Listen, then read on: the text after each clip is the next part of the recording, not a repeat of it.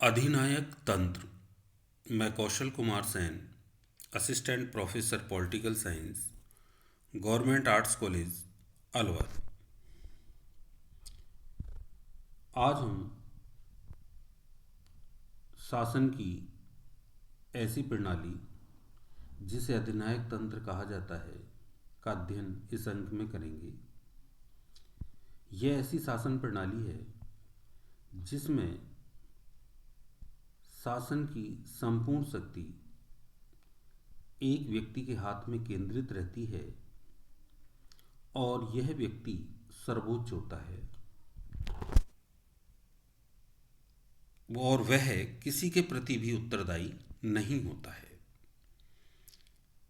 अधिनायक द्वारा शक्ति के अनुत्तरदायित्वपूर्ण प्रयोग के कारण ही इसे अधिनायक तंत्र कहा जाता है।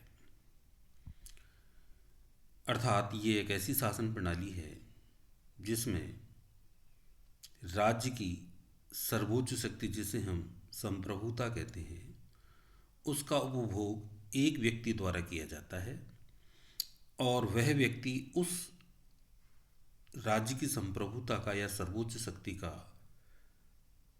प्रयोग स्वयं के हित के लिए करता है, जनता के हित के लिए नहीं करता। इसलिए उसे ऐसी शासन प्रणाली को तानाशाही या अधिनायक तंत्र बोला जाता है।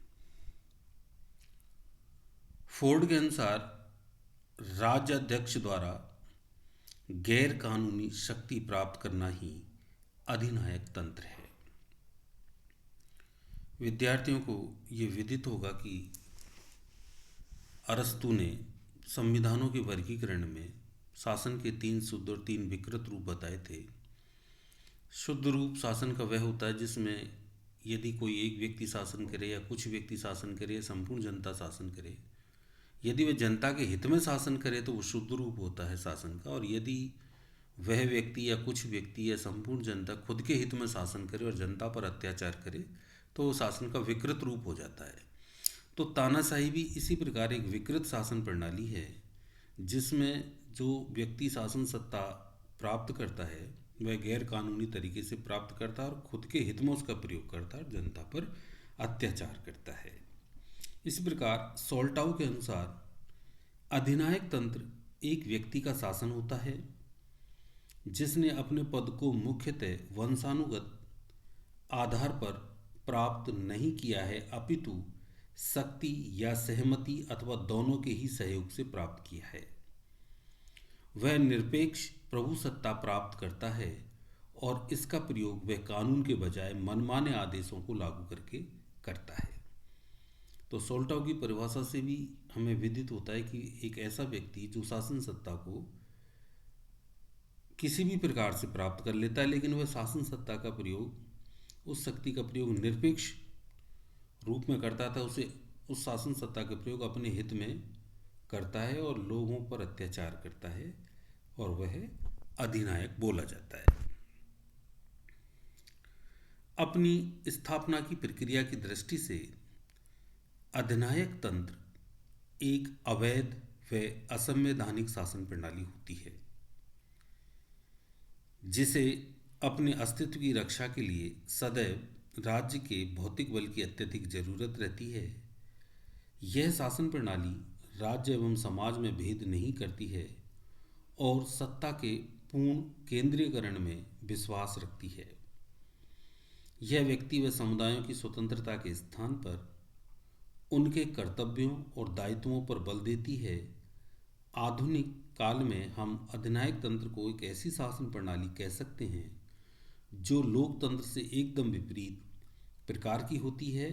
यह समस्त उदारवादी मूल्यों एवं चिंतन की विरोधी है। विद्यार्थी ध्यान देंगे कि अधिनायक तंत्र अवैध व असंवैधानिक शासन प्रणाली है, अर्थात ये ऐसी शासन प्रणाली जो संविधान के नियमानुसार नहीं चलती है और यह राज्य की भौतिक शक्ति का प्रयोग खुद के हित के लिए करती है। जैसे राज्य की सेना का प्रयोग यह जनता का दमन करने के लिए करती है यह शासन प्रणाली राज्य व समाज में भेद नहीं करती, जबकि ये दोनों संस्थाएं अलग अलग हैं, लेकिन ये दोनों में कोई अंतर नहीं करती और संपूर्ण सत्ता के केंद्रीकरण में विश्वास रखती है, अर्थात संपूर्ण शक्ति उस व्यक्ति के हाथ में केंद्रित होती है। यह व्यक्ति की स्वतंत्रता या समुदायों की स्वतंत्रता के स्थान पर उनके कर्तव्यों पर बल देती है। वे लोगों को या जनता को यही कहती है इस शासन प्रणाली में केवल आप कर्तव्य करते रहिए, आपको कोई अधिकार नहीं है। यह लोकतंत्र के एकदम विपरीत शासन प्रणाली है। यह समस्त उदारवादी मूल्यों एवं चिंतन की विरोधी है। जो लोकतंत्र के मूल्य हैं कि व्यक्ति की स्वतंत्रता में विश्वास करना, व्यक्ति की गरिमा में विश्वास करना, समानता स्वतंत्रता में विश्वास करना आदि उदारवादी मूल्यों और ऐसे चिंतन की ये विरोधी है। मोटे रूप में अधिनायक तंत्र एक ऐसी शासन प्रणाली है जिसमें शासन सत्ता एक व्यक्ति का हाथ में होती है और वह व्यक्ति अपने हित में शासन करता है और जनता पर अत्याचार करता है। अधिनायक तंत्र के लक्षण, पहला है सर्वाधिकारवाद का समर्थन। अधिनायक तंत्र की कुछ विशेषताएं हैं और इनमें पहली विशेषता क्या है कि ये सर्वाधिकारवाद का समर्थन करता है, अर्थात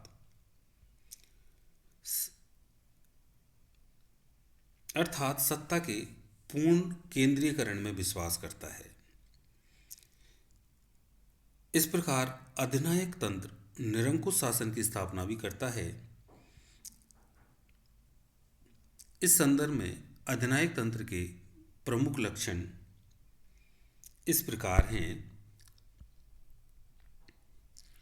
पहला, समाज, शासन व राज्य में भेद नहीं।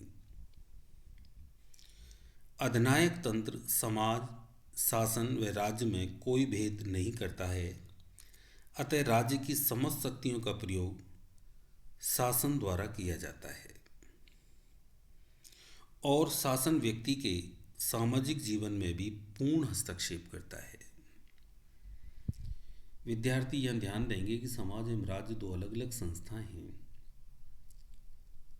राजनीति विज्ञान राज्य का विज्ञान है और राज्य के अंतर्गत हम शासन प्रणालियों का अध्ययन करते हैं। लेकिन तानाशाही एक ऐसी शासन प्रणाली है जो समाज में, सरकार में और राज्य में कोई भेद नहीं करती।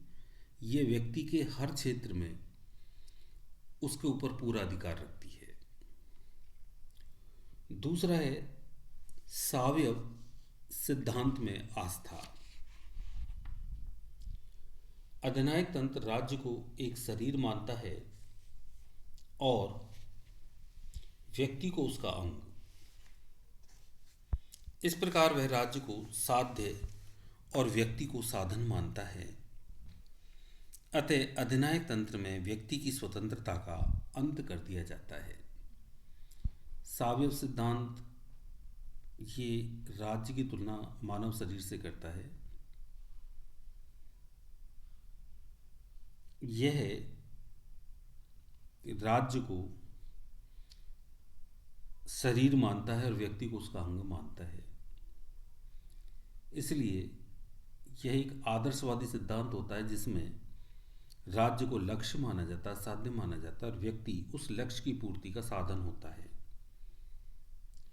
इस वजह से इसमें व्यक्ति की स्वतंत्रता का अंत हो जाता है, क्योंकि सब कुछ राज्य है, व्यक्ति कुछ नहीं है। राज्य लक्ष्य है और उस लक्ष्य की पूर्ति का साधन व्यक्ति है। इसलिए इस प्रकार व्यक्ति की स्वतंत्रता समाप्त हो जाती है।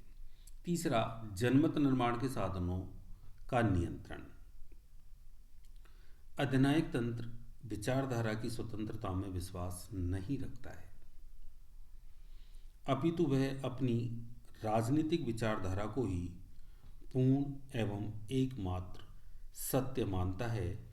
अतः अपनी विचारधारा के प्रसार के लिए और अन्य विचारधाराओं के विरोध के लिए अधिनायक तंत्र शिक्षा, साहित्य, प्रेस, रेडियो, सिनेमा आदि जनमत निर्माण के सभी साधनों पर नियंत्रण करता है। इसकी दूसरी वजह है कि लोगों को ये ज्ञान या अपने विरुद्ध, क्योंकि जनमत निर्माण के साधन लोगों को राजनीतिक शिक्षा देते हैं और लोगों को ज्ञान हो जाएगा कि शासन हमारे पक्ष में है या विपक्ष में, तो लोग उसके विरुद्ध क्रांति कर देंगे। इस वजह से अधिनायक तंत्र में जनमत निर्माण के साधनों पर पूर्ण नियंत्रण रखा जाता है। चौथा, एक साध्य, एक दल और एक नेता। अधिनायक तंत्र एक साध्य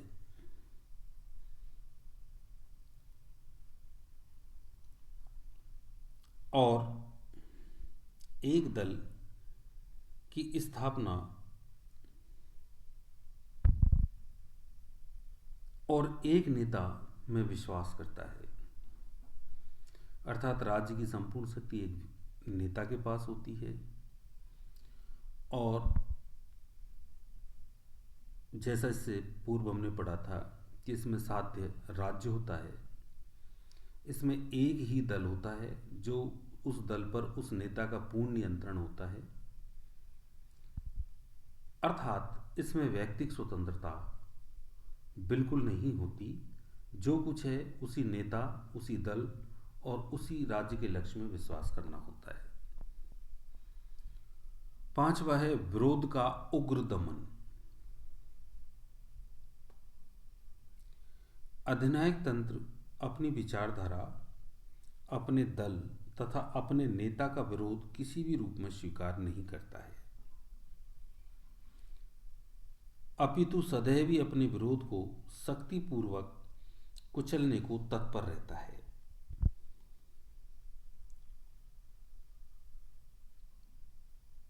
इस प्रकार यह सर्वाधिकारवादी विचारधारा है।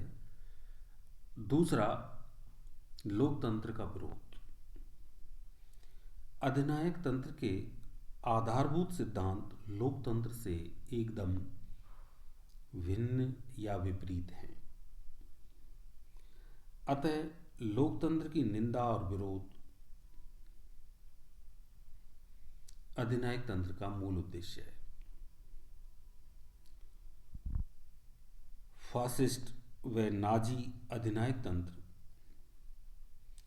दक्षिणपंथी अधिनायकवाद हैं और वे लोकतंत्र को अयोग्यता का शासन तथा शक्तिहीन शासन मानते हैं, जबकि साम्यवादी अधिनायक तंत्र वामपंथी अधिनायक तंत्र है और यह लोकतंत्र को श्रमिक विरोधी व पूंजीवादी शासन मानता है। तो कहने तात्पर्य, अधिनायक तंत्र लोकतंत्र का विरोधी होता है।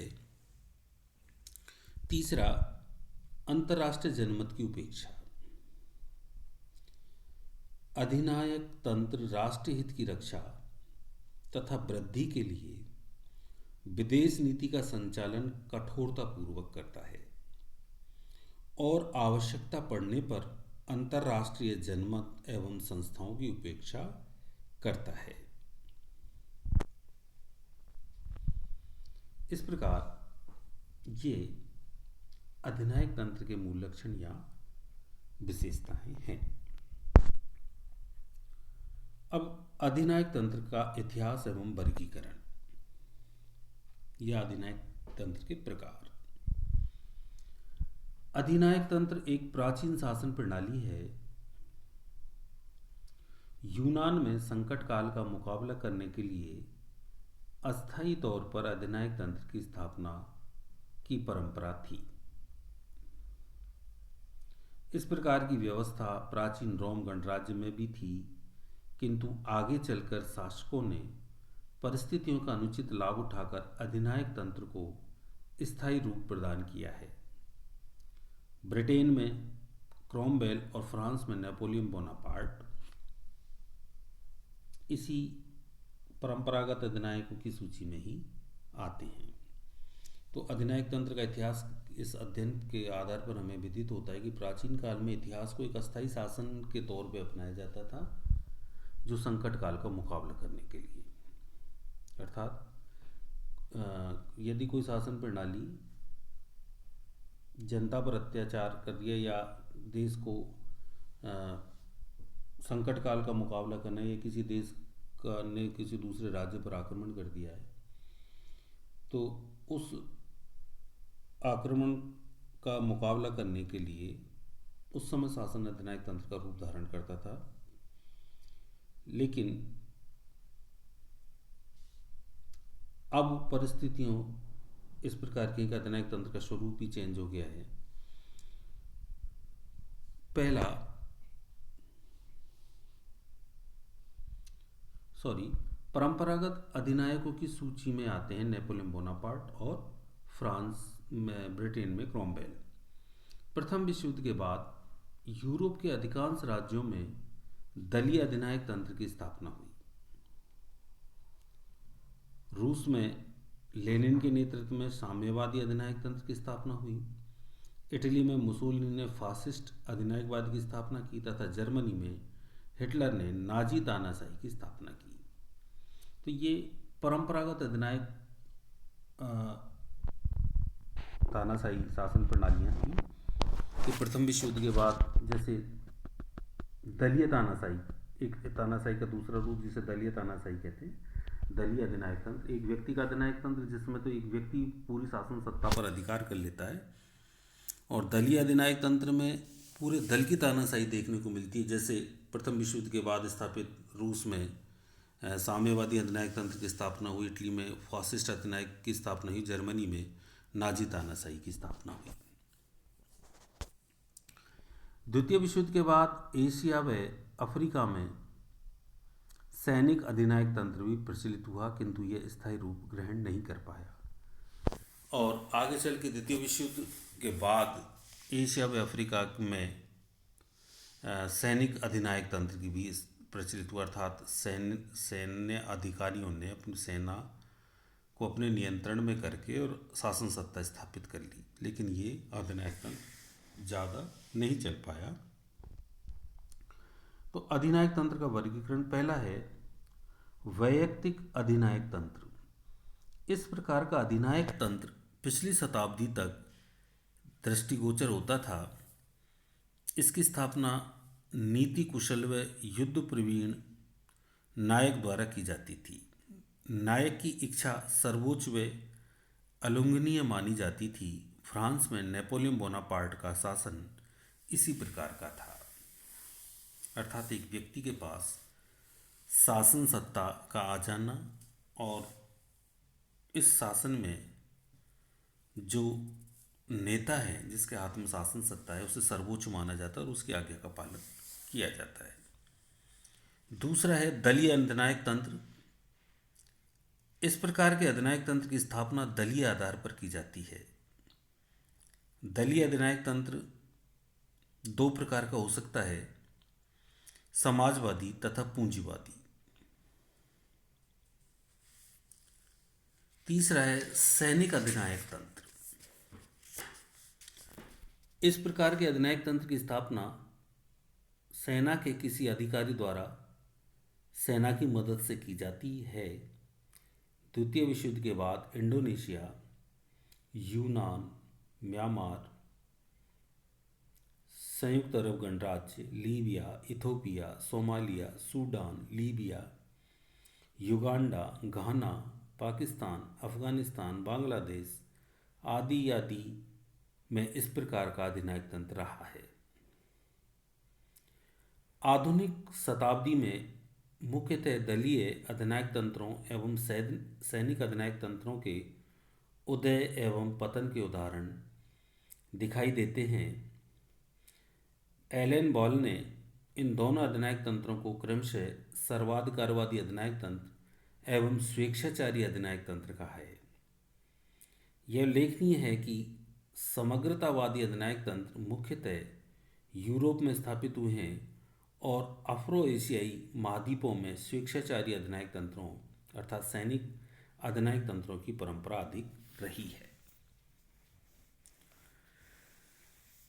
अब है अधिनायक तंत्र के उदय एवं विस्तार के कारण। वर्तमान समय में अधिनायक तंत्र के विस्तार के प्रमुख कारण निम्नलिखित हैं। पहला, भ्रष्ट शासन। भ्रष्ट शासन व्यवस्था राष्ट्रीय जनमानस में असंतोष फैलाती है और इस प्रकार क्रांति व अधिनायक तंत्र की स्थापना की पृष्ठभूमि तैयार करती है। रूस व चीन में व्याप्त भ्रष्ट शासन ने साम्यवादी अधिनायक तंत्र की स्थापना में अत्यधिक सहायता दी है। दूसरा है राजनीतिक व आर्थिक दुरावस्था। जब किसी राज्य में राजनीतिक स्थिरता समाप्त हो जाती है या राष्ट्रीय सरकार राज्य की सीमाओं की रक्षा करने में लगातार असमर्थ सिद्ध होती है तो जनता सहज भाव से अधिनायक तंत्र को स्वीकार कर लेती है। इसी प्रकार जब राज्य के आर्थिक विकास की गति धीमी होती है, औद्योगिक शांति समाप्त हो जाती है और सरकार राष्ट्र की आर्थिक आकांक्षाओं को पूर्ण करने में असमर्थ रहती है तो अधिनायक तंत्र को एक आवश्यकता के रूप में स्वीकार कर लिया जाता है। अंतर्राष्ट्रीय आर्थिक संकट के कारण भी यही स्थिति उत्पन्न हो सकती है।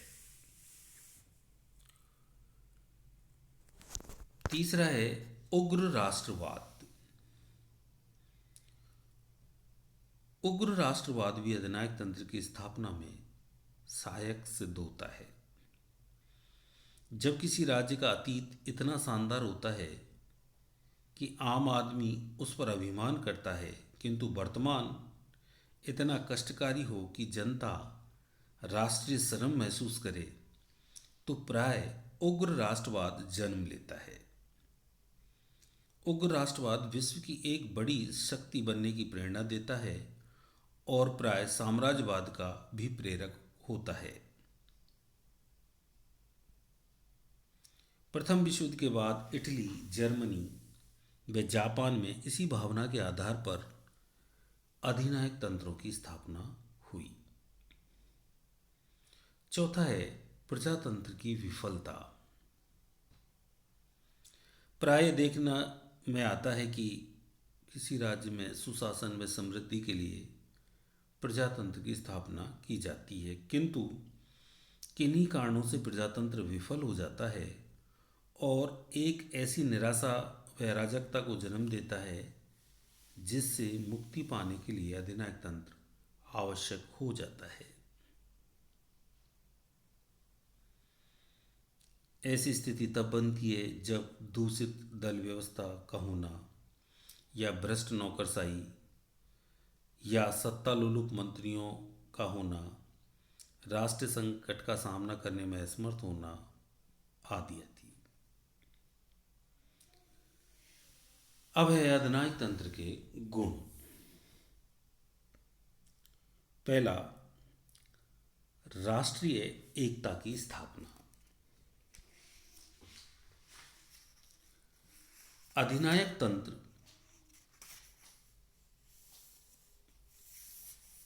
के अंतर्गत राष्ट्रीय एकता स्थापित होती है, क्योंकि इसमें अधिनायक द्वारा राष्ट्रवाद की भावना लोगों के सामने रख दी जाती है। इसलिए लोग उस राष्ट्रवाद की भावना से जुड़ जाते हैं और संपूर्ण देश में राष्ट्रीय एकता व्याप्त हो जाती है। दूसरा है मितव्ययी व कुशल प्रशासनिक व्यवस्था। अधिनायक तंत्र केंद्रीयकरण में आस्था रखता है, अतः प्रशासन में अपव्यय या खर्च नहीं होता है। लोकतंत्रवादी प्रशासन की तुलना में अधिनायकवादी प्रशासन अधिक मितव्ययी होता है,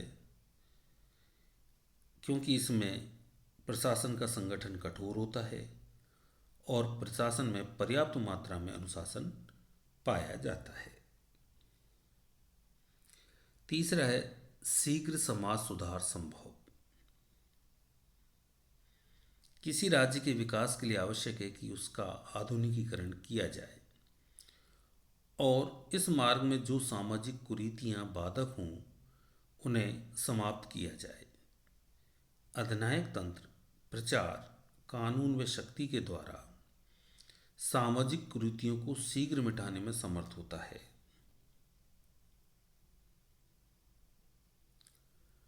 चौथा है तीव्र आर्थिक विकास संभव। अधिनायक तंत्र हड़तालों, तालाबंदी, आंदोलनों, धरनों, घेरावों आदि पर रोक लगाकर औद्योगिक विकास स्थापित करता है। इसके अतिरिक्त अधिनायक तंत्र के अंतर्गत राष्ट्र के प्राकृतिक साधनों और जनशक्ति का कुशल प्रयोग संभव होता है। अतः राष्ट्र का तीव्र आर्थिक विकास होता है। नाजी जर्मनी व साम्यवादी चीन ऐसे ही उदाहरण हैं। पांचवा है संकट काल में अधिक उपयुक्त। अधिनायक तंत्र के अंतर्गत फौलादी राष्ट्रीय एकता स्थापित की जाती है। राष्ट्रीय सरकार राष्ट्र की सैनिक व आर्थिक क्षमताओं का अच्छी तरह प्रयोग कर सकती है, उसे जनता से भी पूर्ण सहयोग मिलता है।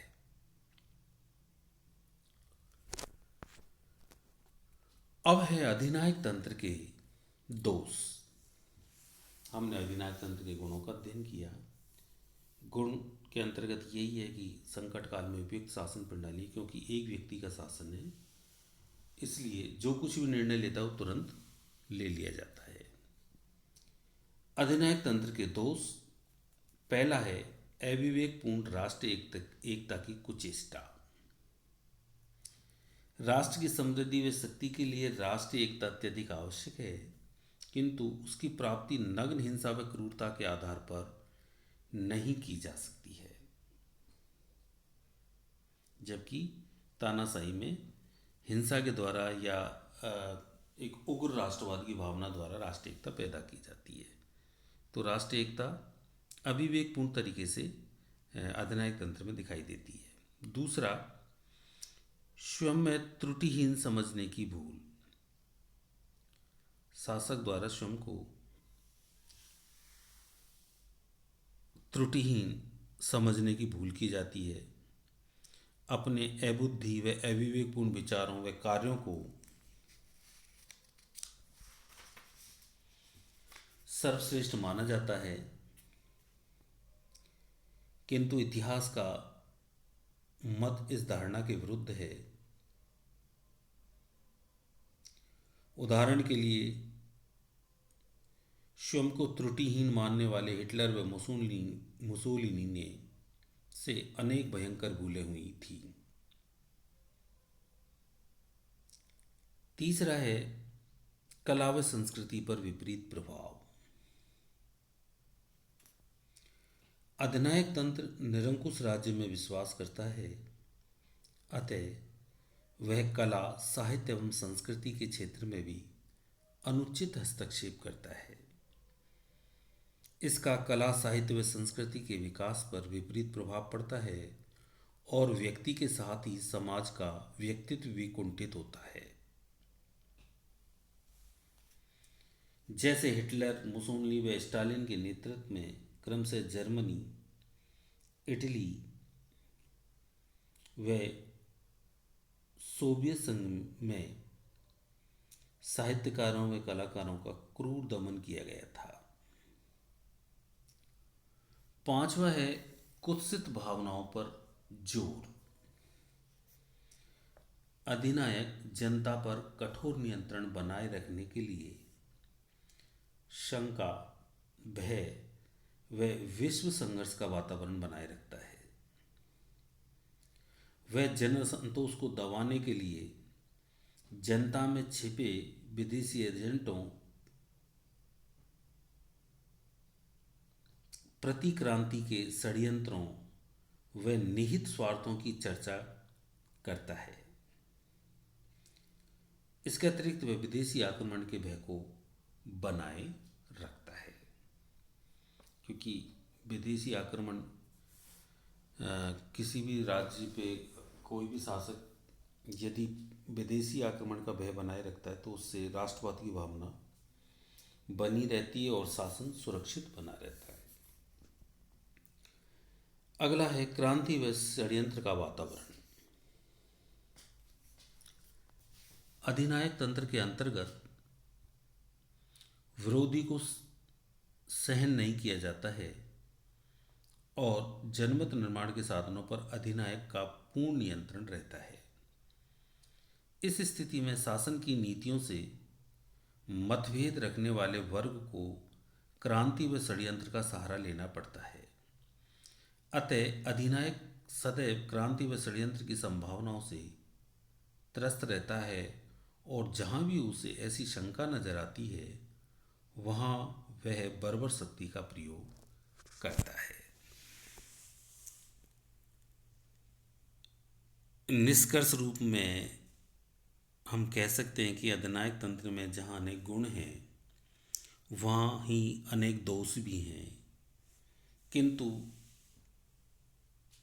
अधिनायक तंत्र में गुणों से अधिक गंभीर दोष हैं। यह एक अच्छी शासन प्रणाली नहीं है, किंतु हम इसे एकदम व्यर्थ व हानिकारक शासन नहीं कह सकते हैं। वस्तुतः उस देश में जहाँ भ्रष्टाचार, नौकरशाही, आर्थिक अव्यवस्था का बोलबाला है और प्रजातंत्र असफल हो गया है, वहाँ अधिनायक तंत्र को एक लाभपूर्ण आवश्यकता के रूप में स्वीकार किया जा सकता है, किंतु अधिनायक तंत्र को एक अस्थायी शासन प्रणाली के रूप में भी स्वीकार किया जा सकता है। अधिनायक तंत्र का आधार क्रूर भौतिक बल है। यह व्यक्ति को राज्य एवं व्यवस्था का दास बनाकर उसकी स्वतंत्रता व व्यक्तित्व का अंत कर देता है। अधिनायक तंत्र अपनी समस्त इच्छाओं के बावजूद एक अनुत्तरदायित्वपूर्ण शासन प्रणाली है। लोकतंत्र व अधिनायक तंत्र की तुलना। मानव गरिमा की दृष्टि से तुलना।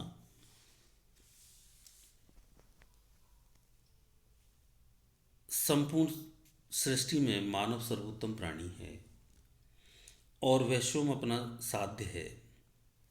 मानव सर्वोत्तम है और अन्य सब कुछ उसके विकास का साधन मात्र है। लोकतंत्र व्यक्ति की इस गरिमा को स्वीकार करता है। वह व्यक्ति की स्वतंत्रता व समानता का आदर करता है, जबकि अधिनायक तंत्र में लोकतंत्र के उपरोक्त गुण नहीं पाए जाते हैं। दूसरा है उत्तरदायी शासन की दृष्टि से तुलना। क्योंकि लोकतंत्र में शासन सत्ता जनता में निहित होती है, सरकार जनता की होती है और वो जनता के प्रति उत्तरदायी होती है, जबकि अधिनायक तंत्र में सत्ता एक व्यक्ति के हाथ में होती है। वह शासन सत्ता का प्रयोग स्वयं के हित के लिए करता है और जनता पर अत्याचार करता है। तो इस दृष्टि से भी लोकतंत्र श्रेष्ठ शासन व्यवस्था है। तीसरा है स्वशासन की दृष्टि से तुलना। लोकतंत्र में सत्ता का विकेंद्रीकरण होता है, अतः इसमें स्थानीय स्वशासन संस्थाओं की स्थापना भी की जाती है। सामान्य नागरिक इन संस्थाओं के माध्यम से शासन कार्य में भाग लेता है और इससे उसमें नागरिक चेतना का विकास होता है। किंतु अधिनायक तंत्र में सत्ता का केंद्रीकरण होता है, जिसके दो गंभीर परिणाम होते हैं। एक ओर तो सामान्य जनता में नागरिक चेतना का विकास नहीं होता और दूसरी ओर जब अधिनायक एवं उसके साथी केंद्रीकरण के कारण असीमित शक्ति का भोग करते हैं तो शीघ्र ही कष्ट एवं अत्याचारी शासन व्यवस्था बन जाती है। चौथा है कार्यकुशल शासन की दृष्टि से तुलना। प्राय यह माना जाता है कि अधिनायक तंत्र में सत्ता का केंद्रीकरण होने के कारण कार्यकुशलता पाई जाती है और राष्ट्र का शीघ्र विकास होता है, किंतु वास्तविकता यह है कि अधिनायक तंत्र की स्थापना के कुछ समय बाद तक तो तेजी से शासन की कार्यकुशलता में वृद्धि होती है, किंतु शीघ्र ही इसमें आंतरिक भ्रष्टाचार एवं नौकरशाही का जन्म होता है और राष्ट्र का विकास रुक जाता है। अगला, भय एवं क्रांति की दृष्टि से तुलना। लोकतंत्र में सामान्य जनता एवं शासक वर्ग भय से पीड़ित नहीं होते हैं और इसमें गृह युद्ध एवं क्रांति की संभावना भी नहीं होती है। साधारण जनता को राजनीतिक स्वतंत्रताएं प्राप्त होती हैं और उसे निष्पक्ष व स्वतंत्र न्यायपालिका का संरक्षण भी प्राप्त होता है। जनता सरकार का चुनाव करती है जो उसके प्रति उत्तरदायी होती है, अतः साधारण व्यक्ति भय मुक्त वातावरण में रहता है। अगला है, लोकतंत्र आत्म सुधारवादी है। लोकतांत्रिक शासन में काल एवं स्थिति के अनुसार एक लचीलापन पाया जाता है, क्योंकि यह मूलतः एक आत्म सुधारवादी शासन है। लोकतंत्र में विरोधी दल, स्वतंत्र प्रेस, जन आंदोलन आदि की व्यवस्था शासन के दोषों को लगातार प्रकट करती रहती है और आगामी चुनावों में पुनः विजय प्राप्त करने की इच्छुक सरकार अपनी नीतियों को समय अनुसार संशोधित करती रहती है। जबकि अधिनायक तंत्र में नीति की कठोरता पाई जाती है, क्योंकि अधिनायक अपनी नीति को सर्वोत्तम मानता है। आठवां है, अंतर्राष्ट्रीय वाद की दृष्टि से तुलना।